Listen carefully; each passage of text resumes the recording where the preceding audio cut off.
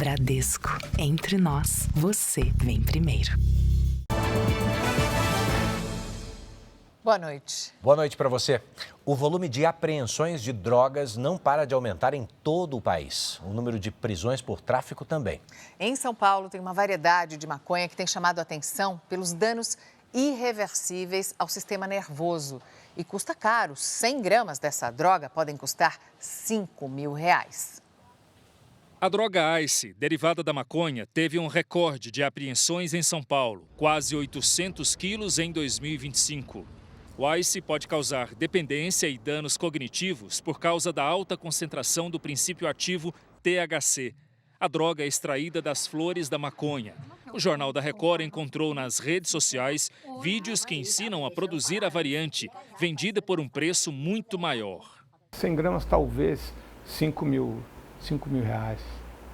É uma droga muito cara. O maior volume de apreensão refletiu no total de dinheiro em espécie apreendido com os traficantes. Só nas operações do Departamento de Narcóticos em São Paulo, a polícia apreendeu mais de R$5.700.000, 3 vezes o valor de 2024. 60%, ou seja, quase 3 milhões, a gente apreendeu com os traficantes de Ice, com a quadrilha que mexia com Ice. Em todo o estado, 206 toneladas de drogas foram apreendidas no ano passado. A maconha lidera a estatística com quase 10 toneladas. Em seguida aparece a cocaína. As chamadas drogas K também tiveram recorde, com quase 190 quilos em apreensões. Dados do Ministério da Justiça mostram que em todo o país subiu 17% o número de ocorrências de tráfico de drogas em 2025, em comparação ao ano anterior. De acordo com a polícia, o combate ao tráfico interno contribuiu para o avanço das apreensões. Nas chamadas casas-bomba foram encontrados quase 1.000 quilos de haxixe, outra droga derivada da maconha. 475 traficantes foram presos em flagrante no ano passado. Quem está produzindo, ele não tem uma fórmula que ele segue à risca. Quem está consumindo aquilo é uma verdadeira cobaia humana. Temporal na Baixada Fluminense deixa carros submersos e interdita trecho da Via Dutra. Cidades do litoral paulista decretam emergência depois de chuva que deixou um morto e causou alagamentos. Ministro André Mendonça se reúne com investigadores da PF para definir próximos passos do caso Master. Especialistas e entidades alertam para o impacto negativo na economia se jornada de trabalho for reduzida. Onda de ataques aterroriza o México depois de morte de chefe de cartel de drogas. E tudo sobre os jogos que definiram os confrontos das semifinais do Paulistão.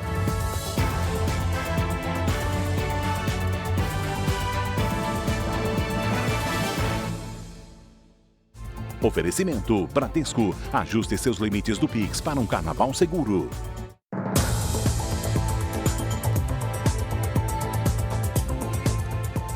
A polícia fez uma operação contra uma quadrilha especializada em furtos de cabos no Rio de Janeiro e 2 pessoas foram presas. Essas investigações apontam que o grupo teria movimentado mais de 400 milhões de reais em 5 anos.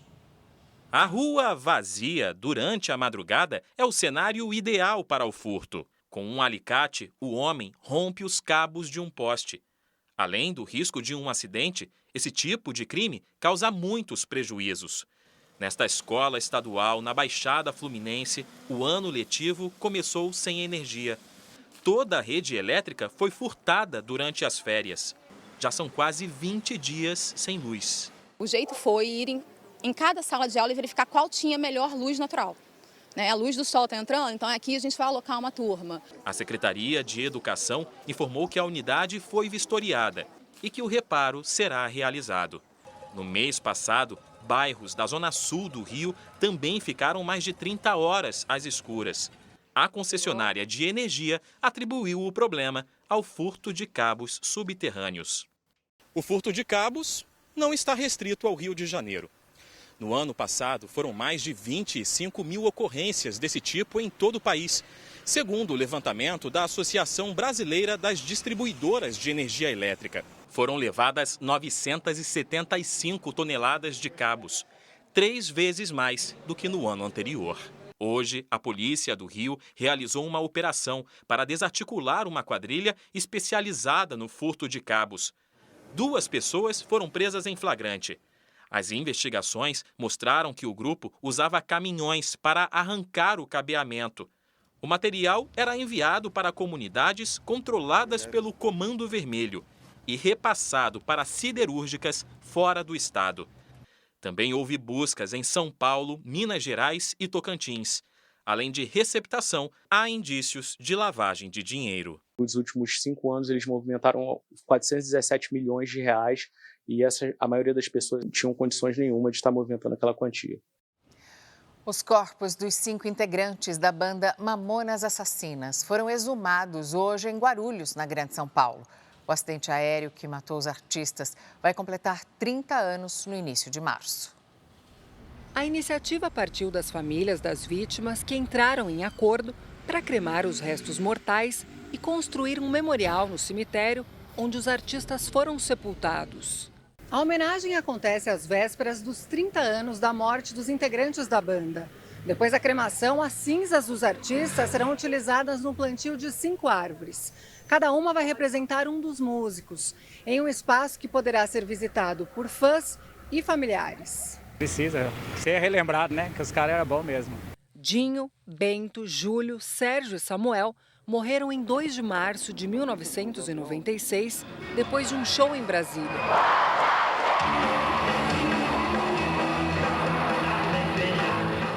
Eles estavam a caminho de Guarulhos quando o jatinho bateu na Serra da Cantareira, na zona norte de São Paulo. Os Mamonas Assassinas estavam no auge e faziam muito sucesso.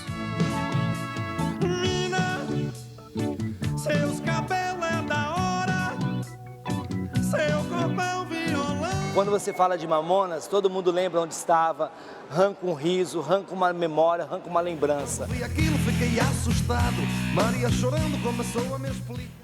Depois da conclusão do projeto, o memorial da banda deverá ser aberto à visitação. A data ainda não foi divulgada. Para mim, os Mamonas Assassinas é um fenômeno que, segundo aparece, de 100 em 100 anos. E até agora ainda não apareceu. Falava, né, a língua do povo. Tudo simples, tudo brincalhão. Minha Brasília amarela, tá de portas abertas. O Conselho Nacional de Justiça vai apurar a conduta dos magistrados que absolveram um homem de 35 anos da acusação de estupro de vulnerável contra uma menina de 12 anos. Os votos que absolveram o acusado foram dos desembargadores Magid Nawef Lauer e Valner Barbosa de Azevedo. Na decisão, eles afirmam que o relacionamento com a menina de 12 anos ocorria sem violência, era público e consensual. A mãe, que respondia por conivência, também foi absolvida. Independente de consentimento da vítima, independente de formação de vínculo, considerando a idade, a vulnerabilidade de uma pessoa que tem menos de 14 anos, não tem maturidade para dar consentimento. O caso ocorreu em 2024 na cidade de Indianópolis, no Triângulo Mineiro. O acusado havia sido condenado a 9 anos e 4 meses de prisão em primeira instância. Mas este mês, o Tribunal de Justiça de Minas derrubou a condenação. O Ministério Público de Minas Gerais deve recorrer ao Superior Tribunal de Justiça e ao Supremo Tribunal Federal contra a absolvição. Informou que já entrou em contato com a Secretaria de Estado de Desenvolvimento Social para adotar medidas de proteção à vítima.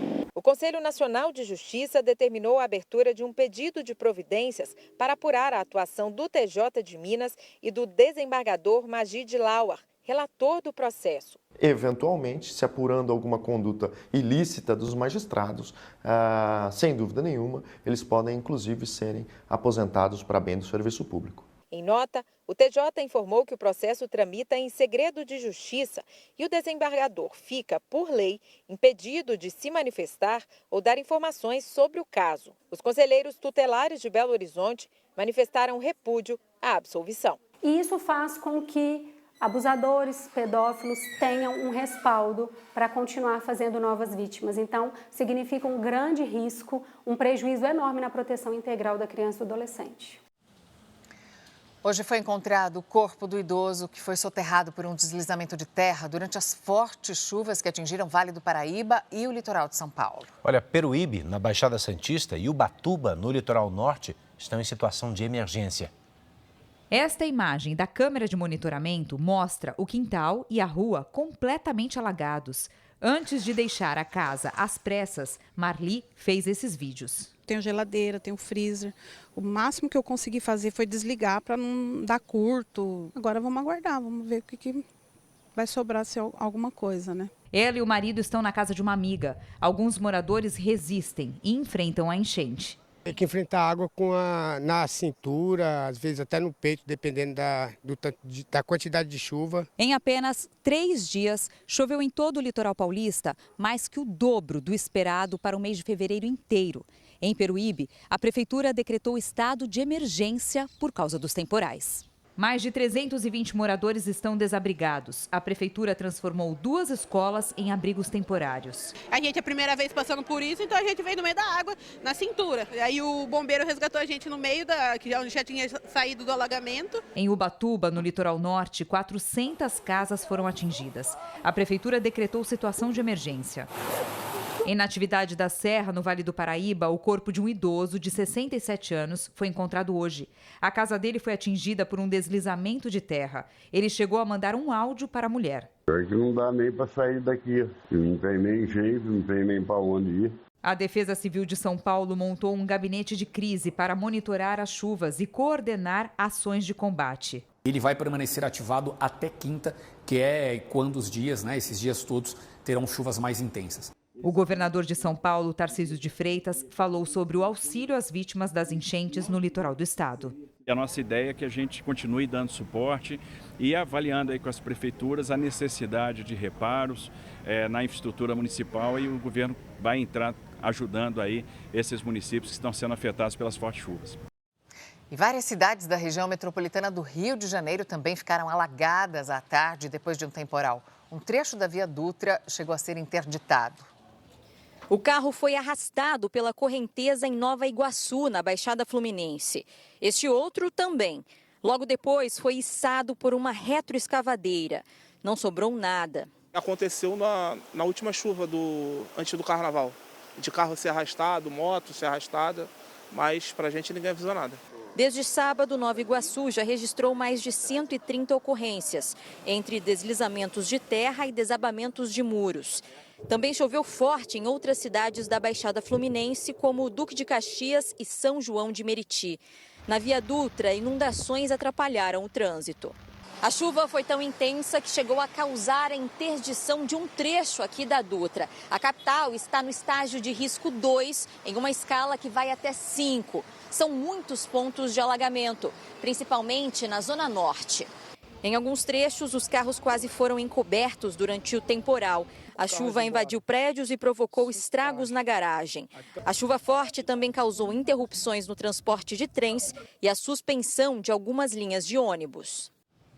Em Minas Gerais, foi enterrado o corpo de um homem de 35 anos que morreu quando fazia rapel numa cachoeira, na Serra do Cipó. De acordo com o grupo que estava no local, todos foram surpreendidos pelo volume de água que subiu muito rápido. O fenômeno é conhecido como cabeça d'água, quando chove muito na cabeceira dos rios. Com a força da água, um homem caiu entre as pedras e morreu. Janderson Campos foi enterrado nesta tarde em Belo Horizonte. E as fortes chuvas provocaram estragos também no centro-oeste, em Cuiabá.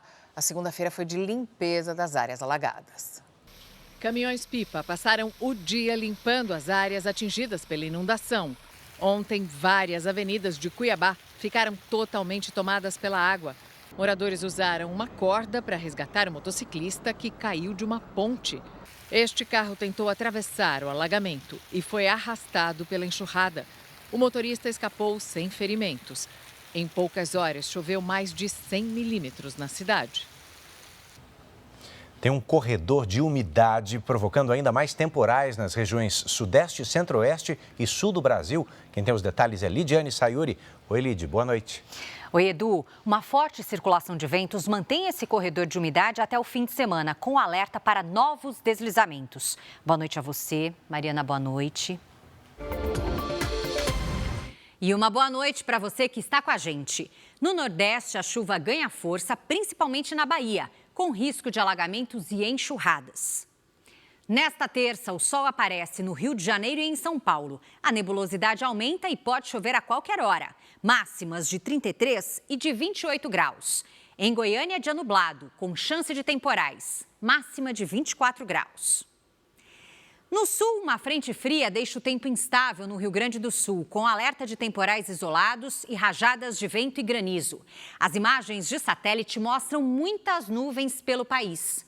No centro-oeste, o calor e a umidade mantêm as pancadas. No nordeste, a zona de convergência intertropical, a ZECIT, que é essa escadinha laranja aqui no mapa, forma nuvens de chuva.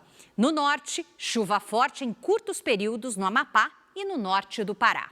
Em Palmas, faz 27 graus. Em Natal, 29. 25 em Campo Grande.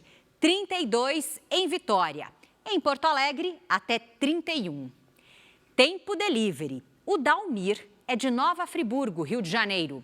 Oi, Dalmir. Terça-feira de sol entre nuvens e chuva a qualquer hora e até 24 graus. Na quarta e na quinta, a chuva vira temporal à tarde e à noite. Máximas de 25. O Marcos é de São Benedito, no Ceará. Oi, Marcos, boa noite. Os próximos dias serão de sol entre nuvens com chuva a qualquer hora. Máximas de 24 e de 26 graus. Participe do nosso Tempo Delivery com a hashtag você no JR. Edu, Mariana. Obrigada, Lidiane. Ainda hoje, nos Estados Unidos, tempestade de neve cancela voos e deixa mais de 500 mil de pessoas sem luz. E a seguir, as datas, horários e locais definidos para as semifinais do Paulistão.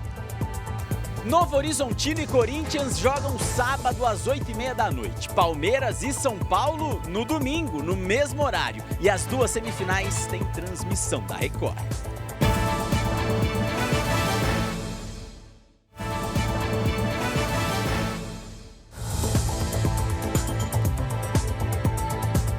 Estamos de volta para você saber que estão definidos os 4 semifinalistas do Paulistão. Novo Horizontino e Corinthians, Palmeiras e São Paulo vão disputar as 2 vagas na grande decisão. Kleber Machado, muito boa noite. E esses são mesmo os melhores que chegaram. Mariana, Edu, boa noite para você. Essa pergunta é difícil, né? Porque teve erro de arbitragem, teve resultado que foi feito a partir de um lance irregular. Acho que tudo andou direitinho nessa fase do Campeonato Paulista. O Novo Horizontino foi a melhor campanha, a mesma pontuação do Palmeiras. O São Paulo foi crescendo ao longo do campeonato e o Corinthians é um time bem forte. A decepção acabou ficando entre os grandes para o Santos, que foi eliminado pelo Novo Horizontino. E, para variar, as últimas vagas foram decididas nos minutos finais. Novo Horizonte, 51 minutos do segundo tempo e o exausto Neymar viu o Paulistão acabar para o Santos. No Canindé, em São Paulo, a Portuguesa estava classificada até os 47 da segunda etapa. Mas do jeito Corinthians, tudo mudou. Vitinho marcou o primeiro gol dele com a camisa do Timão. Antes disso, a Portuguesa tinha feito um jogo que só não foi perfeito por conta do herói da partida. O goleiro Hugo Souza pegou um pênalti batido por René. Só não conseguiu impedir o chute de Zé Vitor ainda no primeiro tempo. O empate levou a decisão para os pênaltis. Numa disputa dramática, o paredão corintiano apareceu mais 2 vezes. E o atual campeão continua vivo. Eu estou muito feliz pelo Vitinho, pelo gol dele. E pela classificação, a gente merecia demais.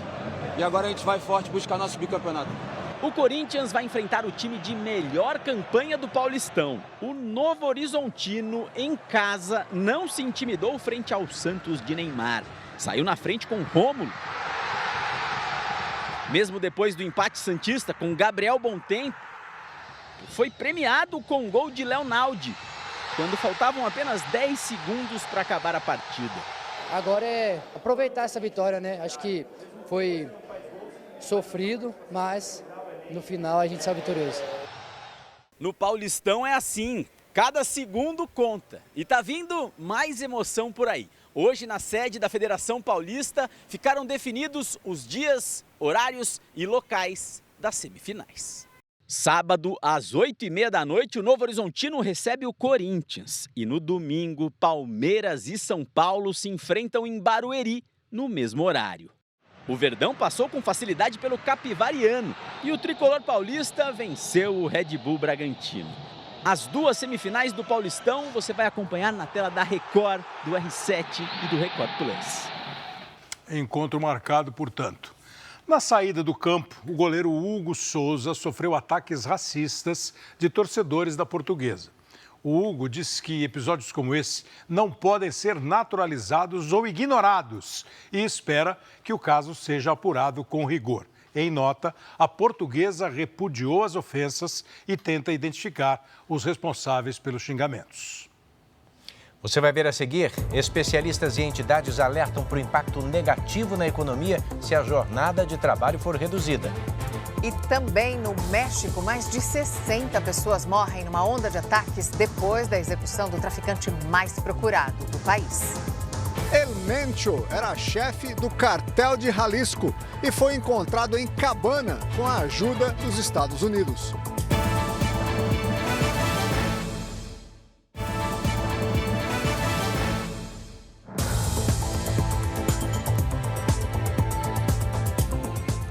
A discussão sobre o fim da escala de trabalho 6x1 acende um alerta entre especialistas ouvidos pelo Jornal da Record. Segundo eles, a proposta não considera o impacto na economia, na produtividade e na competitividade da indústria brasileira. A redução da jornada semanal poderia elevar os custos das empresas em quase 270 bilhões de reais por ano. E a gente sabe que quando o custo da produção sobe, essa conta acaba chegando ao consumidor com os produtos mais caros. Desde que soube que a jornada de trabalho pode ser reduzida, o Sidney ficou preocupado com os rumos do restaurante que emprega 13 pessoas em São Paulo. Se você fala em 5 por 2, meio que esse custo ele te eleva mais aí uns 20% em mão de obra no mínimo. Na dúvida, a opção foi suspender os planos de expansão. Com essa perspectiva, a gente é obrigado a deixar um projeto parado e esperar. A redução da jornada de trabalho está em pauta no Congresso Nacional. A proposta de emenda à Constituição quer diminuir a quantidade de horas trabalhadas por semana das atuais 44 para 36. O texto da PEC precisa de 2 votações nos plenários do Senado e da Câmara.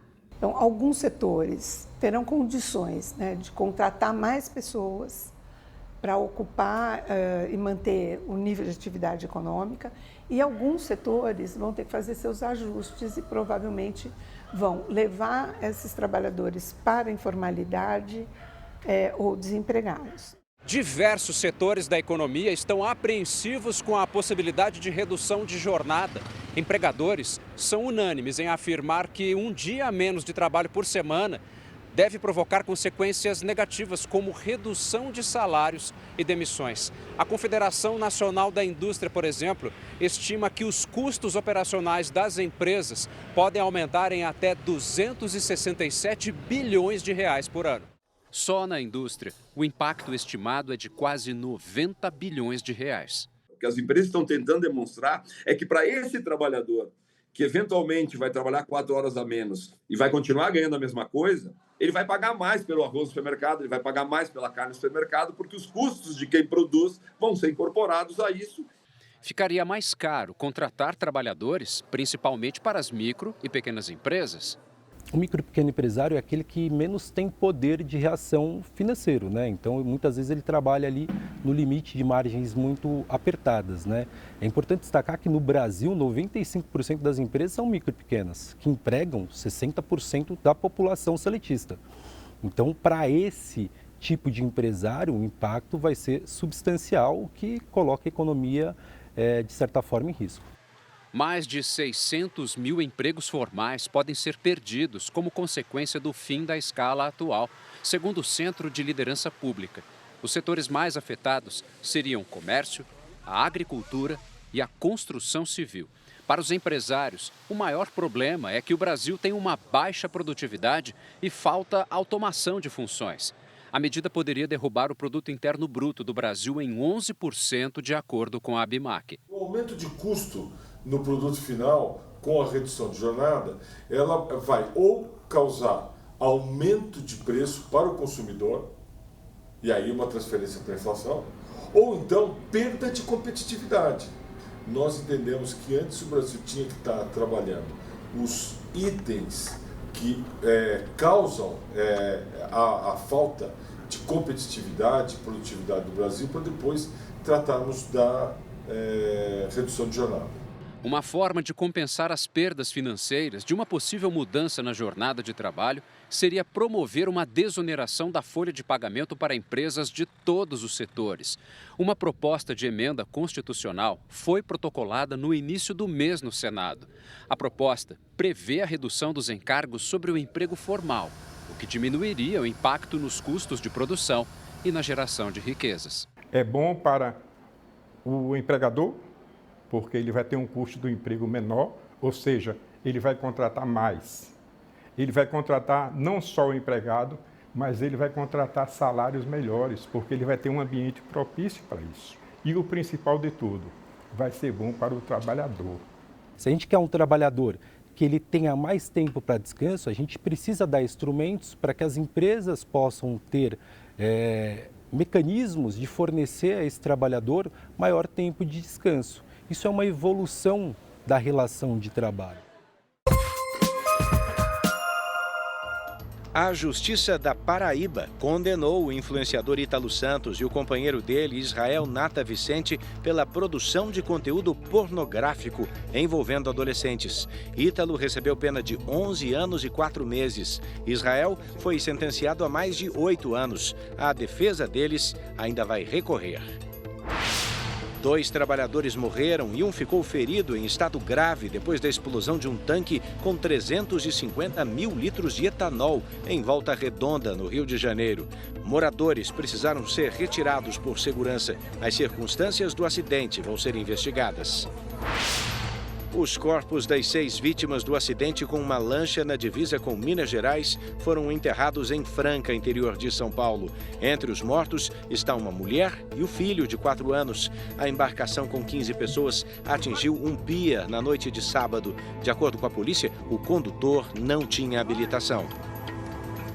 O ministro do Supremo, André Mendonça, voltou a se reunir com integrantes da Polícia Federal que coordenam as investigações sobre o Banco Master. Cristina Lemos com a gente. O que sabemos desse encontro? Cris, boa noite. Boa noite, Mariana. Edu, olha, essa segunda convocação dos investigadores em cerca de 10 dias mostra que o ministro vai acompanhar bem de perto as apurações do caso Master. André Mendonça recebeu informações que vão dar base para as próximas decisões do inquérito, as chamadas diligências, como, por exemplo, novas buscas e depoimentos. Investigadores da Polícia Federal responsáveis pelo caso Master detalharam o andamento da investigação ao ministro André Mendonça. O novo encontro acontece 10 dias após a primeira conversa com os agentes, pouco depois de Mendonça ter assumido a relatoria do processo. A primeira conversa resultou em decisões contrárias às do antigo relator, ministro Dias Toffoli, como a liberação para a livre escolha dos peritos pela Polícia Federal e o compartilhamento de dados sigilosos com a CPMI do INSS. O ministro André Mendonça vai se basear nos dados apresentados hoje pela Polícia Federal para analisar a necessidade de novas operações. Essas ações não estão descartadas, segundo fontes ligadas ao caso. Mendonça também tenta abaixar a temperatura da crise entre o STF e a PF, que teve um novo capítulo: o descontentamento da cúpula da instituição depois que o ministro proibiu os delegados do caso de compartilharem informações com superiores. Mendonça adotou a mesma medida no inquérito do INSS, em que também é relator. Para evitar vazamentos, ele decidiu restringir o compartilhamento de dados da investigação. O controlador do Banco Master faltou hoje à CPI mista do INSS e o depoimento de Daniel Vorcaro amanhã. A Comissão de Assuntos Econômicos do Senado ainda está indefinido. Então vamos ao vivo a Brasília conversar com a Flávia Alvarenga, que acompanhou esse assunto e traz os detalhes. Oi, Flávia, boa noite. Oi, Cris, boa noite para você, boa noite a todos. A defesa apresentou sugestões para que os senadores da Comissão de Assuntos Econômicos ouçam Daniel Vorcaro. Pode ser um depoimento em São Paulo, pode ser um depoimento por videoconferência ou uma nova data presencialmente aqui em Brasília. Vorcaro não participou da CPMI do INSS depois da decisão do ministro André Mendonça do Supremo Tribunal Federal, que determinou que Vorcaro não é obrigado a depor. Quem prestou depoimento hoje à CPMI foi Ingrid Moraes Santos. Ela é esposa de Cícero Marcelino de Souza, ex-assessor da CONAFER, que é a Confederação Nacional de Agricultura Familiar. Ela e o marido são suspeitos de receber cerca de 100 milhões de reais desviados do INSS, o que eles negam. O ex-assessor está preso. Durante o depoimento, Ingrid passou mal e acabou atendida pelos médicos daqui do Senado. Cris. Obrigada, Flávia. A Ordem dos Advogados do Brasil pediu ao Supremo Tribunal Federal o encerramento do inquérito das fake news. O processo foi aberto em 2019, por iniciativa do próprio tribunal. O assunto voltou a ser debatido depois que o ministro Alexandre de Moraes determinou uma operação contra servidores da Receita Federal. O pedido da OAB foi assinado pelos presidentes da instituição em todos os estados e no Distrito Federal. O documento foi encaminhado hoje ao presidente do STF, ministro Edson Fachin, junto com um pedido de encontro para tratar do tema. No texto, a entidade declara extrema preocupação institucional com a permanência de investigações de longa duração, como o inquérito das fake news, e afirma que a demora na investigação compromete e fragiliza a segurança jurídica e projeta para a sociedade a percepção de um campo investigativo sem contornos suficientemente estáveis. Em outro trecho, a OAB diz que a persistência de tal quadro alimenta um tom intimidatório incompatível com o espírito democrático. O assunto voltou à tona na semana passada, quando o ministro Alexandre de Moraes determinou uma operação da Polícia Federal contra servidores da Receita, por suposto vazamento de dados de ministros da Corte e parentes deles. Os servidores suspeitos foram incluídos no inquérito das fake news e estão sendo investigados aqui no Supremo, mesmo sem ter foro privilegiado. O presidente da Associação dos Servidores da Receita Federal criticou a ação e teve que prestar depoimento na Polícia Federal. De acordo com o próprio STF, nenhuma pessoa foi condenada no inquérito, que está prestes a completar 7 anos. O inquérito foi criado em março de 2019 por iniciativa do então presidente do STF, Dias Toffoli, para investigar a disseminação de notícias falsas e de ataques contra integrantes do Supremo. Na época, então, Procuradora-Geral da República, Raquel Dodge, foi contra. Também não houve sorteio. Toffoli designou Alexandre de Moraes como relator. Edu, Mariana. Obrigada, Cris. O presidente Lula conclui hoje na Coreia do Sul sua viagem à Ásia. E a nossa enviada especial, Silvia Kikuchi, acompanha em Seul. Bom dia para você, Silvia.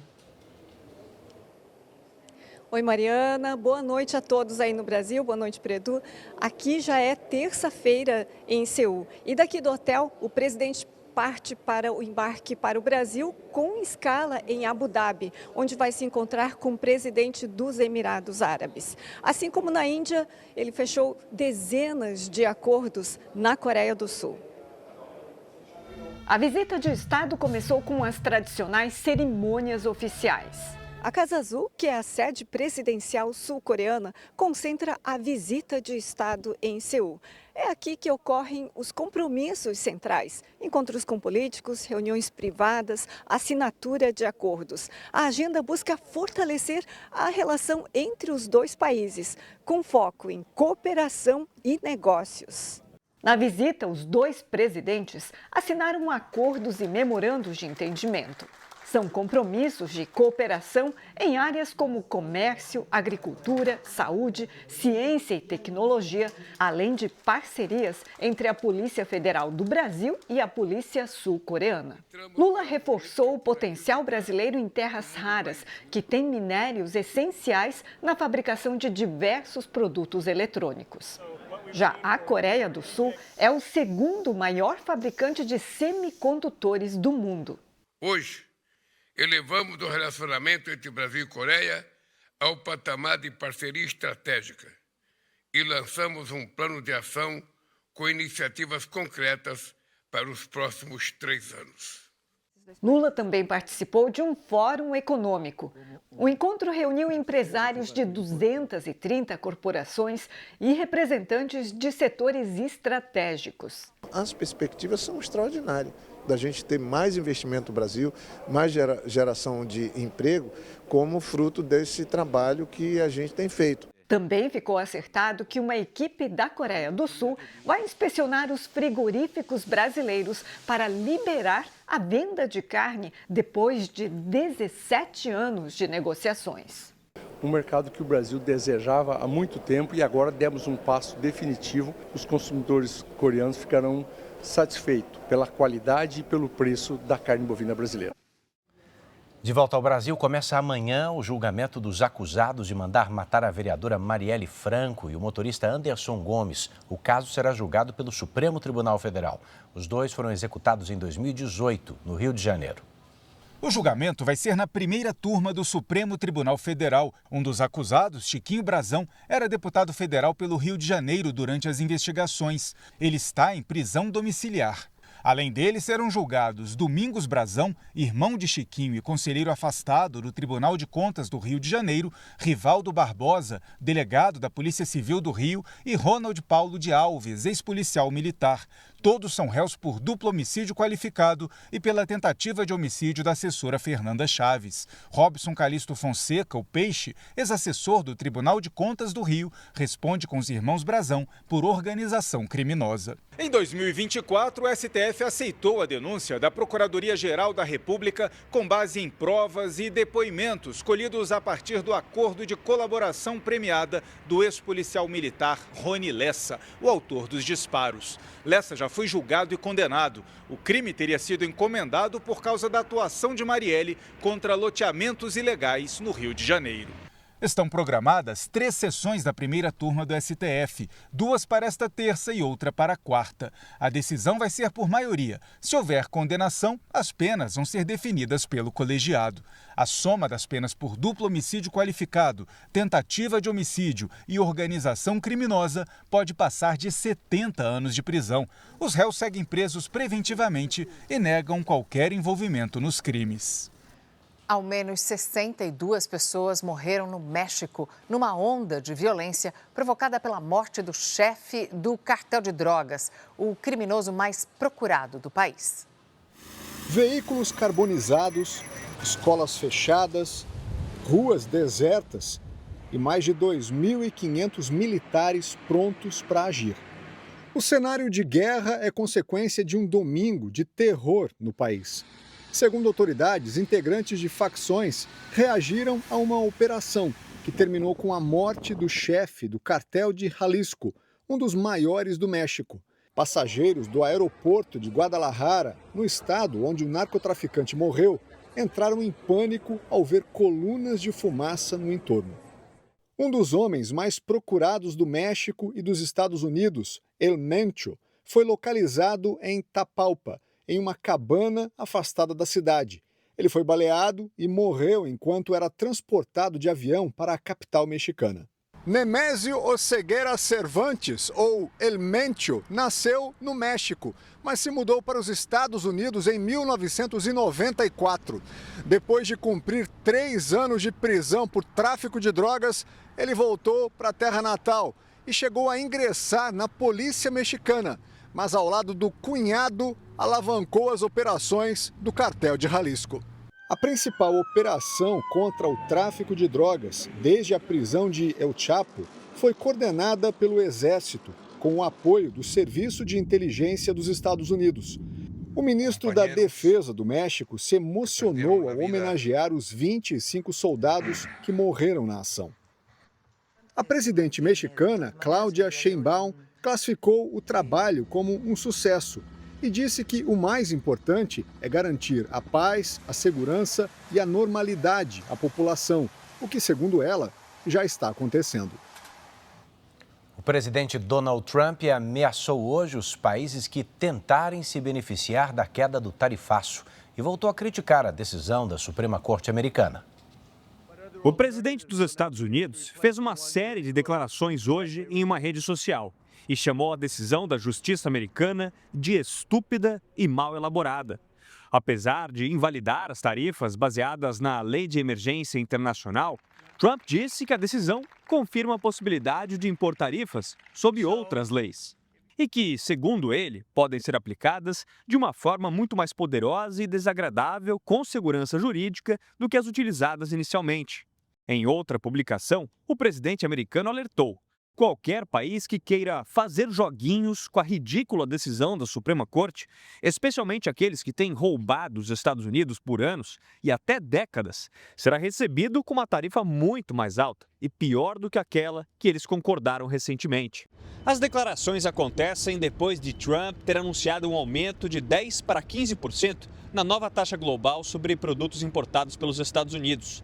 As novas tarifas valem a partir de amanhã, com prazo de validade de 5 meses. As taxas só poderão ser prorrogadas se forem aprovadas pelo Congresso americano.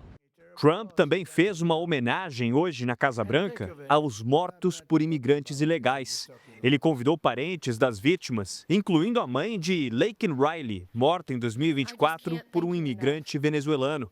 O caso virou um símbolo da luta contra a imigração ilegal durante a campanha eleitoral republicana.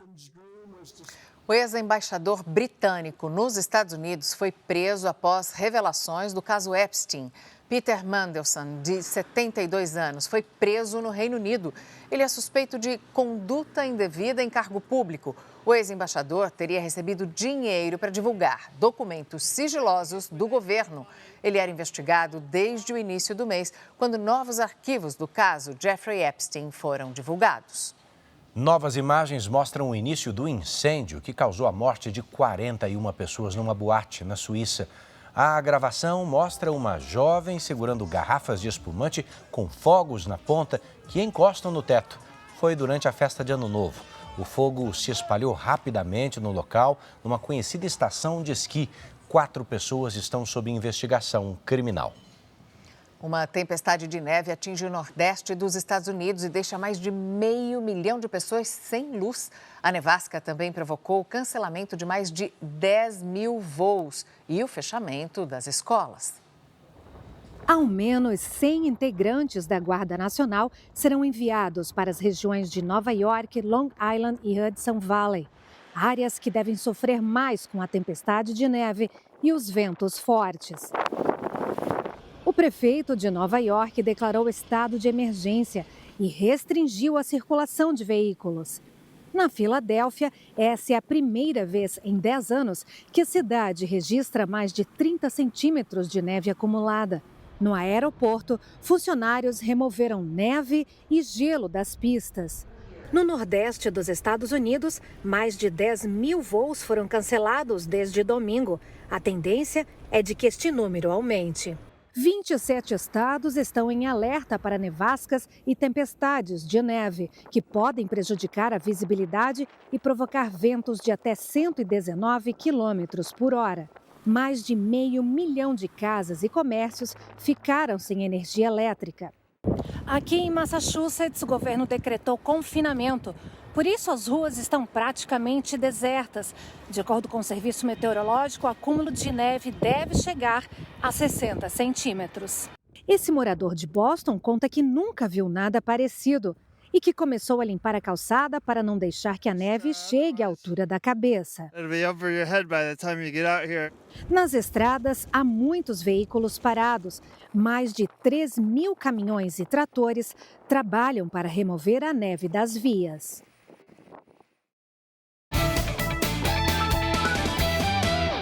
No Campeonato Paulista, depois da eliminação do Bragantino para o São Paulo, o jogador Gustavo Marques, do Red Bull Bragantino, fez declarações machistas contra a árbitra Daiane Muniz. Ele foi multado pelo clube e pode ser suspenso pela Justiça Desportiva. Não adianta a gente jogar contra São Paulo, Palmeiras, Corinthians e eles colocar uma mulher para apitar um jogo desse tamanho. Eu acho que ela não foi honesta pelo que ela fez. A repercussão da entrevista foi imediata e o jogador pediu desculpas. A Federação Paulista de Futebol afirmou que recebeu com profunda indignação e revolta a declaração do atleta e que vai encaminhar o caso para a Justiça Desportiva. Se denunciado por ato discriminatório, o zagueiro poderá ser suspenso por até 10 jogos. Uma atitude lamentável e covarde, que nós vamos até o fim para exigir uma reparação à altura. Hoje, o Bragantino informou que Gustavo Marques será multado em 50% do salário e vai ficar de fora do jogo contra o Atlético Paranaense pelo Brasileirão. A UEFA, que é a União Europeia de Futebol, suspendeu provisoriamente por uma partida o argentino Gianluca Prestiani. Prestiani é o jogador acusado de racismo contra Vinícius Júnior na partida entre Benfica e Real Madrid pela Liga dos Campeões. O Benfica diz que vai recorrer da decisão. Os dois times voltam a se enfrentar quarta-feira na Espanha. Mariana e Edu. Obrigada, Kleber. 3 em cada 10 desaparecidos no Brasil são crianças ou adolescentes. É um drama real que atinge milhares de famílias e que ganha também força na ficção. A novela turca Coração de Mãe estreia amanhã e conta a história comovente de uma mulher que enfrenta muitos obstáculos para encontrar o filho, mas nunca desiste. O Kuzey gosta muito de você. Talvez você devesse levá-lo com você quando voltar para Istambul. Eu vou levá-lo para passear, para brincar, mas vou botar rédeas nesse menino, hein? Te vejo em alguns dias, tá bom? O desaparecimento de uma criança durante uma viagem com a avó. Vovó, cadê você? O desespero diante da falta de respostas. Por que você desceu do ônibus e deixou ele sozinho e desceu para se maquiar? Eu não queria ter essa responsabilidade. Inédita no Brasil, a novela turca Coração de Mãe conta a busca incansável de uma mãe pelo filho desaparecido. Um drama semelhante ao de muitas famílias brasileiras.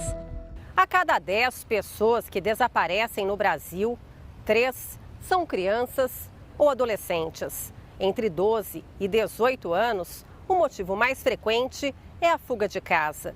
O filho desaparece quase sempre por conta de algum conflito familiar. Com os menores, a situação é outra. Algumas crianças se afastam e se perdem. E quando isso acontece, qualquer pista deixada para trás tem muito valor. Zeni conhece bem essa dor. Ela já perdeu as contas de quantas vezes refez o caminho da filha desaparecida. Stephanie tinha 6 anos quando saiu para brincar com outras crianças na rua e sumiu. Os anos estão passando e eu estou envelhecendo e nada da minha filha. Isso machuca muito a gente. Com a foto da infância, foi possível projetar a imagem da Stephanie, hoje com 29 anos. Os retratos digitais estão cada vez mais realistas. Hoje, já tem um software que nos auxilia muito nesse envelhecimento e também nas possíveis mudanças na aparência. Ele pode raspar o cabelo, ele pode deixar o cabelo crescer, pode até mudar de cor, usa boné, óculos, outros usam óculos, a gente faz sem óculos, cabelo mais curto, cabelo mais comprido. A tecnologia se tornou aliada nas investigações. Na capital paulista, mais de 40 mil câmeras inteligentes ajudam na busca de desaparecidos. É o maior sistema de monitoramento da América Latina. Inserindo essa fotografia, caso passe em uma das milhares de câmeras da cidade de São Paulo, constará a informação que ela está desaparecida para inserirmos os alertas no sistema da Prefeitura de São Paulo. Só no ano passado, 5.600 pessoas desapareceram no estado de São Paulo. 20% eram menores de 18 anos. A maioria foi localizada. A busca da Zeni pela filha continua e a esperança não se apaga. E o que diz esse coração de mãe? O meu diz que a minha filha está viva, que ela está longe. E que pode voltar. E que pode voltar. E eu tenho esperança que ela volte. A mesma esperança que move Karsu em Coração de Mãe. Diante de um drama familiar intenso, marcado pela relação conturbada com a mãe e pela violência psicológica de um marido abusivo, ela não desiste de buscar pelo filho. Eu sei que o meu filho está vivo em algum lugar. Coração de Mãe estreia amanhã, às 21h, aqui na Record. E não dá para perder. À 00:30 tem uma nova edição do JR para você. As reportagens de hoje estão no Record Plus e em todas as nossas plataformas digitais. A programação da Record está ao vivo e de graça no Record Plus. Agora você fica com o último capítulo da novela Mãe. E logo depois de Reis tem Chamas do Destino. Não perca. Uma boa noite. Boa noite para você. Até amanhã.